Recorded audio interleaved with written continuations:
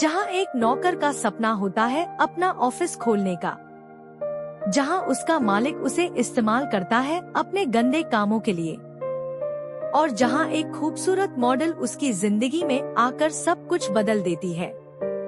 Cinema सेडिट्स पर पेश है यस बॉस, वो कहानी जहां राहुल जोशी नाम का एक महत्वाकांक्षी युवक अपने बॉस सिद्धार्थ की हर हरकत को छुपाने के लिए अतिरिक्त पैसे कमाता है। जहां सिद्धार्थ एक लंपट इंसान है जिसने अमीर शीला को अपने जाल में फंसा रखा है। जहां राहुल की मुलाकात सीमा कपूर से होती है, एक खूबसूरत और महत्वाकांक्षी मॉडल जो आलीशान जिंदगी का सपना देखती है। लेकिन जब सिद्धार्थ सीमा पर भी अपनी नजर डालता है तो राहुल को उसकी मदद करनी पड़ती है। क्या राहुल अपने बॉस के सामने ना कह पाएगा? क्या सीमा को सिद्धार्थ का असली चेहरा दिख पाएगा? और क्या यह महत्वाकांक्षी युवक अपने सपनों का ऑफिस छोड़कर अपनी मोहब्बत को चुन पाएगा? जहां हर यस बॉस के पीछे छिपा है एक ना, और वह ना है सीमा के लिए। राहुल जोशी एक महत्वाकांक्षी युवक है जो अपनी खुद की एडवर्टाइजिंग एजेंसी खोलने का सपना देखता है। वह अपने बॉस सिद्धार्थ चौधरी के लिए काम करता है जो एक अमीर और लंपट कारोबारी है। सिद्धार्थ ने शीला नाम की एक अमीर लड़की को अपने जाल में फंसाकर उससे शादी कर ली है ताकि उसकी संपत्ति पर कब्जा कर सके। लेकिन उसका दिल अब भी भटकता रहता है और वह राहुल की मदद से अपने अवैध संबंधों को छुपाता रहता है। राहुल को इन रिश्तों को गुप्त रखने के लिए ओवरटाइम पैसे मिलते हैं जिसे वह अपनी मां के लिए बचाता है। राहुल की मां को दिल की बीमारी है और वह किसी भी सदमे को सहन नहीं कर सकती। राहुल के लिए उनकी खुशी सबसे बड़ी प्राथमिकता होती है। सिद्धार्थ राहुल से वादा करता है कि अगर वह उसकी हर बात मानता रहेगा तो एक दिन वह उसकी अपनी एजेंसी खोलने में मदद करेगा। यही वह सपना है जिसके लिए राहुल हर यस बॉस कहने को तैयार रहता है। एक दिन राहुल की मुलाकात सीमा कपूर से होती है जो एक खूबसूरत और महत्वाकांक्षी मॉडल है। सीमा एक मिडिल क्लास परिवार से आती है और वह भी एक आलीशान जिंदगी का सपना देखती है। वह चाहती है कि कोई अमीर आदमी उसे वह सब कुछ दे जो उसने कभी सपना देखा है। जब सिद्धार्थ सीमा को देखता है तो उस पर भी अपनी लंपट नजर डाल देता है। वह राहुल को सीमा को अपने जाल में फंसाने में मदद करने का आदेश देता है। राहुल जो अपने बॉस को कभी ना नहीं कह सकता, मजबूरन इस काम में हाथ बटाता है। लेकिन राहुल के मन में भी सीमा के लिए एक नरम कोना है।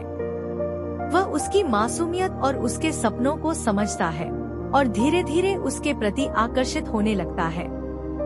सीमा राहुल की मदद से सिद्धार्थ की शख्सियत से प्रभावित होती है और उसके करीब आने लगती है। सिद्धार्थ अपनी पत्नी शीला से बचने के लिए राहुल को सीमा के साथ एक नाटक करने को कहता है। उसे सीमा को यह दिखाना है कि वह सिद्धार्थ की पत्नी है ताकि शीला को शक न हो। राहुल मजबूरन यह नाटक करता है, लेकिन सीमा के साथ बिताए गए हर पल में वह उसके और करीब आता जाता है। सीमा भी राहुल की मदद लेते हुए उसके करीब आने लगती है। वह राहुल की सादगी और उसके अच्छे दिल को समझने लगती है। इस नाटक के दौरान ही दोनों के बीच एक अनोखी दोस्ती पनपने लगती है जो धीरे धीरे प्यार में बदल जाती है। राहुल को पता है कि सिद्धार्थ सीमा को गंभीरता से नहीं ले रहा है, लेकिन वह सच बताने की हिम्मत नहीं जुटा पाता। उसे डर है कि अगर उसने सच बता दिया तो उसका सपनों का ऑफिस हमेशा के लिए उसके हाथ से निकल जाएगा। सीमा राहुल के घर जाती है और उसकी मां सोनाली से मिलती है। राहुल की मां सीमा को बहुत पसंद करती है। इसी बीच शीला का चचेरा भाई भूषण राहुल की मां से बदला लेने के लिए एक साजिश रचता है। वह राहुल की मां को यह झूठ बता देता है कि राहुल ने सीमा से शादी कर ली है। राहुल की मां यह सुनकर बहुत खुश हो जाती है। राहुल और सीमा के सामने अब एक नई मुसीबत आ जाती है। अगर वे मां को सच बताएंगे तो उनकी उनकी तबीयत बिगड़ सकती है। उन्हें मजबूरन एक खुशहाल जोड़े का नाटक करना पड़ता है ताकि माँ को कोई सदमा न लगे। राहुल की माँ उनकी शादी की तैयारियां करने लगती है और दोनों को इस नाटक को आगे बढ़ाने में कोई चारा नहीं बचता।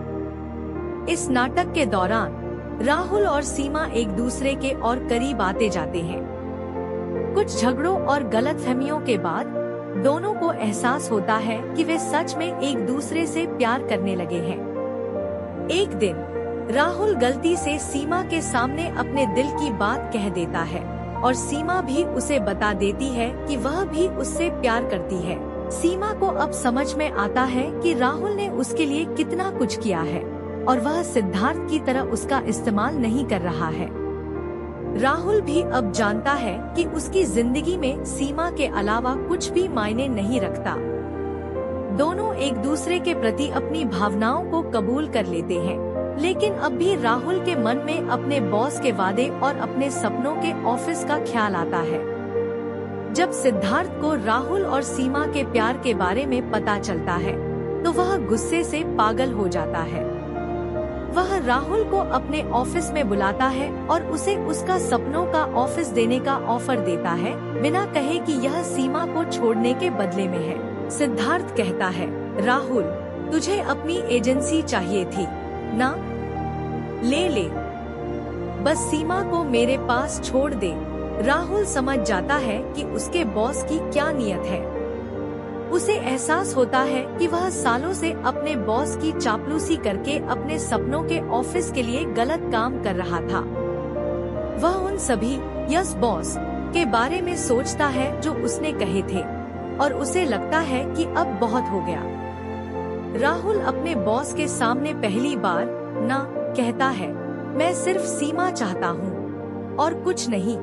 यह राहुल के जीवन का सबसे बड़ा निर्णय होता है। राहुल के इस इनकार के बाद सिद्धार्थ उसे नौकरी से निकाल देता है, लेकिन अब राहुल को कोई फर्क नहीं पड़ता। उसने अपनी मोहब्बत चुन ली है। सीमा को जब पता चलता है कि राहुल ने अपने सपनों का ऑफिस छोड़कर उसे चुना है, तो वह भी अपना फैसला कर लेती है। वह जानती है कि सिद्धार्थ उसके साथ सिर्फ एक खिलौने की तरह खेल रहा था, जबकि राहुल ने उसे सच्चा प्यार दिया है। सीमा आलीशान जिंदगी के सपने को छोड़कर राहुल के साथ रहने का फैसला करती है। वह राहुल से कहती है, मुझे सिद्धार्थ के पैसे नहीं चाहिए, मुझे बस तुम चाहिए। राहुल की आंखों में आंसू आ जाते हैं और वह सीमा को गले लगा लेता है। राहुल की माँ को भी जब पूरी सच्चाई का पता चलता है तो वह शुरू में थोड़ी नाराज होती है, लेकिन जल्द ही वह राहुल और सीमा के प्यार को समझ जाती है। वह दोनों को आशीर्वाद देती है और उनके रिश्ते को पूरे दिल से स्वीकार कर लेती है। राहुल अब अपनी माँ और सीमा के साथ एक नई जिंदगी शुरू करने को तैयार है। उसने यह भी ठान लिया है कि अब वह किसी की चापलूसी करके नहीं, बल्कि अपनी मेहनत से अपने और सीमा के लिए एक अच्छी जिंदगी बनाएगा। वह सीमा से कहता है, अब मैं किसी का बूटलेकर नहीं बनूंगा, मैं अपनी मेहनत से सब कुछ हासिल करूंगा। राहुल और सीमा अब एक नई जिंदगी की शुरुआत करने को तैयार हैं। राहुल ने अपनी पुरानी नौकरी छोड़ दी है और वह अब अपनी खुद की एजेंसी शुरू करने की योजना बना रहा है, इस बार बिना किसी की मदद के। सीमा भी अपने मॉडलिंग के सपनों को पूरा करने के लिए मेहनत कर रही है, लेकिन अब वह सिर्फ पैसे के लिए नहीं, बल्कि अपने शौक के लिए काम करना चाहती है। दोनों एक दूसरे का सहारा बनकर आगे बढ़ने का वादा करते हैं। राहुल की माँ उन दोनों को देखकर बहुत खुश होती है और उनके उज्जवल भविष्य की कामना करती है। एक दिन राहुल और सीमा एक स्कूटर पर सवार होकर कहीं जा रहे होते हैं। राहुल स्कूटर चला रहा होता है और सीमा पीछे बैठी होती है। स्कूटर के पीछे एक प्लेट लगी होती है जिस पर लिखा होता है, don't worry get married, don't worry get married. Rahul और सीमा दोनों मुस्कुराते हैं और अपनी उस पहली मुलाकात को याद करते हैं जब सब कुछ शुरू हुआ था। वे सोचते हैं कि कैसे एक झूठ से शुरू हुआ यह सफर सच्चे प्यार में बदल गया। राहुल सीमा से पूछता है, तुम्हें पछतावा तो नहीं हो रहा? सीमा हंसकर कहती है, बिल्कुल नहीं, यह तो बस शुरुआत है।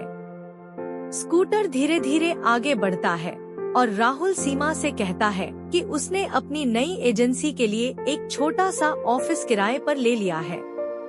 वह कहता है कि अभी यह छोटा है, लेकिन एक दिन यह बहुत बड़ा होगा। सीमा उसका हौसला बढ़ाती है और कहती है कि उसे उस पर पूरा भरोसा है। राहुल की माँ भी उनके साथ जुड़ जाती है और वे तीनों मिलकर एक नई जिंदगी की शुरुआत करते हैं। राहुल को अब एहसास होता है कि असली सफलता पैसे में नहीं, बल्कि अपनों के प्यार में होती है। कुछ समय बाद राहुल और सीमा की शादी हो जाती है। शादी के बाद वे और भी करीब आ जाते हैं। राहुल अपनी मेहनत से अपनी एजेंसी को सफल बनाने में लगा रहता है और सीमा उसकी हर कदम पर मदद करती है। राहुल की माँ उन दोनों को देखकर बहुत खुश रहती है। सिद्धार्थ अब उनकी जिंदगी में नहीं रहता और राहुल को अपने फैसले पर कभी पछतावा नहीं होता। वह अब अपने बॉस के सामने ना कहना सीख चुका है और यही उसकी सबसे बड़ी ताकत बन गई है।